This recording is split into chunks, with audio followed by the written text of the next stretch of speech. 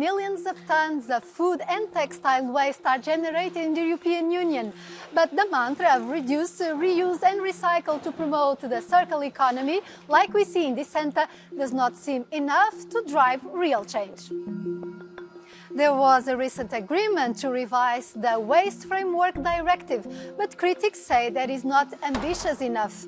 The fight against waste is at the heart of this week's EU-decoded.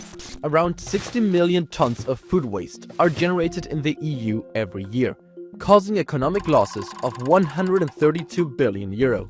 Annually, the bloc also generates almost 13 million tons of textile waste, of which 5.2 million tons are clothing and footwear, equivalent to 12 kilograms per person. The European Council and the European Parliament have just reached a provisional agreement on the Waste Framework Directive, setting new reduction targets to be met by 2030. The new legally binding targets will oblige governments to better promote the circular economy to retail and industry. Let's hear what people have to say about more sustainable production and consumption. Food that is often discarded could be made cheaper, so people would buy it, eat it, instead of just throwing it away. As a society, I think it's a shame that we waste so much. For textile, I think that we have to change our lifestyle about it, and we have to buy less textile but better quality. Oui, mais il y a beaucoup de nourriture qui sont données à des associations. Je ne pense pas qu'il y a vraiment de la nourriture qui est jetée. Da sind wir halt eine Gesellschaft geworden, eine schnelle Wegwerfgesellschaft. Das wird alles nicht repariert, wenn was kaputt ist, sondern es wird halt gleich ersetzt und neu gekauft und nicht nochmal verwertet. Ich glaube, man muss wirklich mehr Aufklärung, wie gesagt, auf der einen Seite und politische Einflussnahme auf der anderen Seite zusammenbringen. With us is Robert Hutchison to explain the target revision of the Waste Framework Directive. In the food sector, what targets do member states need to hit by 2030?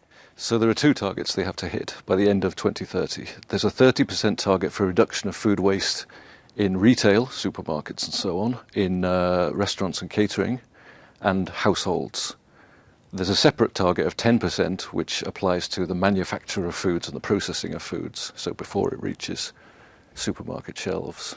On the other side, about 11% of food waste occurs in the farmers' sector, but there is no specific target for farmers. And this was criticized by the European Consumer Organization.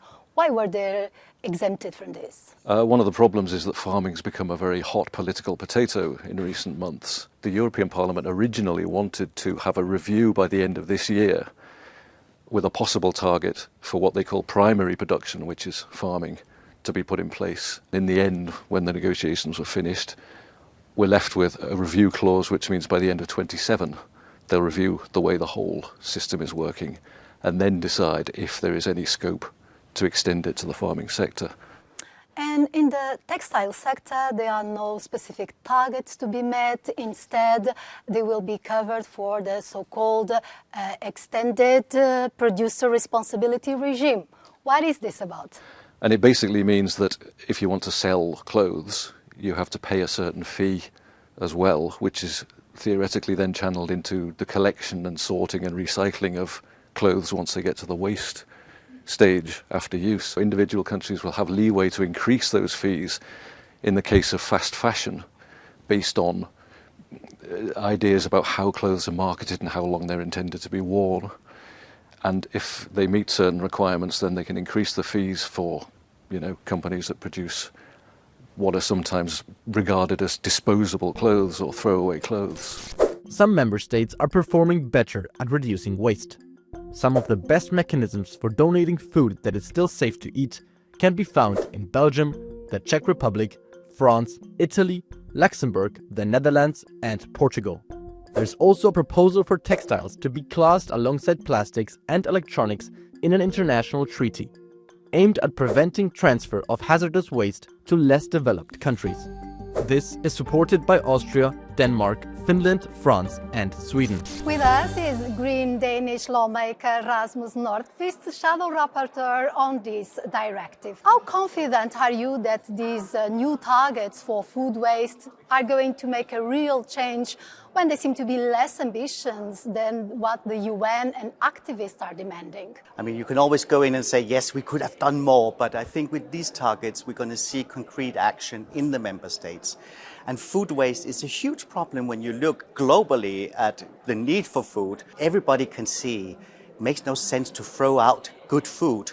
We need to keep it, we need to eat it, and we need to make this transition. But a lot of food that is still good for consumption, like you say, ends up in the trash bin, especially in the so-called high-end environments like casinos, hotels, cruises. Should these be more monitored? It should be monitored in a way that this demands a change of how people are working with food. How do we use all the ingredients? How do we also not make up too much for these oversized buffets that nobody is eating? So when I talk to chefs and when I talk to restaurants, they're actually very keen to do this because also nobody likes to throw out good food. Now let's talk about textiles. Will these new rules make a real change, considering that a lot of the fast and cheap fashion is coming from outside the EU via the online platforms, namely from China? There is a big problem with the ultra-fast fashion coming from China. But let's remember as well, fast fashion is not a new thing. We have big European corporations working within the fast fashion industry, and they have to change as well. So with the new producer responsibility, we are actually demanding of them to take responsibility all the way through the value chain. And finally, the EU is somehow also part of this illegal textile waste export circuit to less developed countries. Do you think that the directive will curb this somehow? It's important for me to say we're not going to change the whole industry just with this directive, but it's an important step because we need to, first of all, look at how are we consuming textiles, but also what do we do with them after. And we need circularity.